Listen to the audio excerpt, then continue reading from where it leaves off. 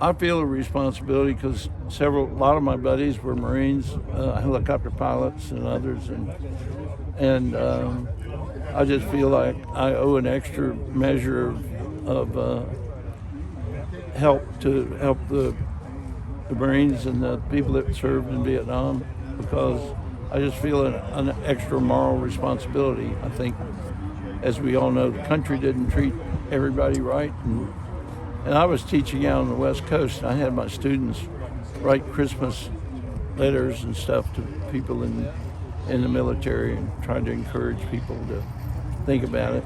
Yeah, it's not what happened when they got off the planes with the Hare Krishna group and all that West Coast. It was pretty ugly out there. Yes, and I can never apologize enough for that failure of Americans to do the right thing. I know, oddly enough, y'all's biggest fans were bikers. If they were around, we didn't have that much crap when people dealing with them.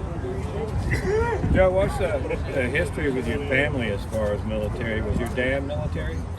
It's an interesting story. My dad had I was born in April of '42, so I was the third, and my dad was working for DuPont at the time as a purchasing agent. He was purchasing stainless steel, like quarter-inch and half-inch pipe, and he didn't know what he was working on, but every time he put it in a requisition, it was filled, you know. Before computers, can you imagine allocating all these things through society, everything from concrete to steel to booze?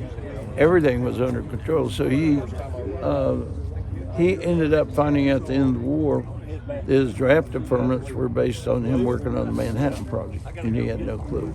Well, like he so many others. was fighting for the war just the same. He was a patriot during those days, which many Americans were. So. Yeah, but since both my brothers Navy officers, I tried to get into. I told him I was in Navy ROTC at Auburn, and after 2 years they said, "There's no friggin' way you'll ever graduate, so we're going to take you out of the program." And finally, after an extra year or so, I did finally get out. And I feel so fortunate. I was telling somebody, I used to have this guy's Corvette that I mentioned earlier because he owed so much money on it, he couldn't sell it.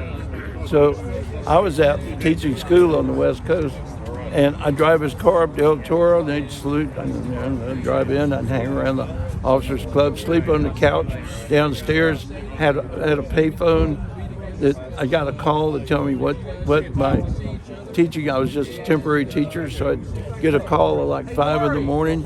I'd answer it, they'd tell me where to go. It was an amazing world, and I was very happy when my buddies got back. When I'm ended up doing a couple of years at Air America, but I think I told him earlier, the guy that owned the Corvette, I don't know if I told you the story, but I'd send him pictures of me with a couple of girls and the snow in the background and Gatlinburg. It's 110, he's getting shot at. It's a wonder he didn't come back and pinch my head off.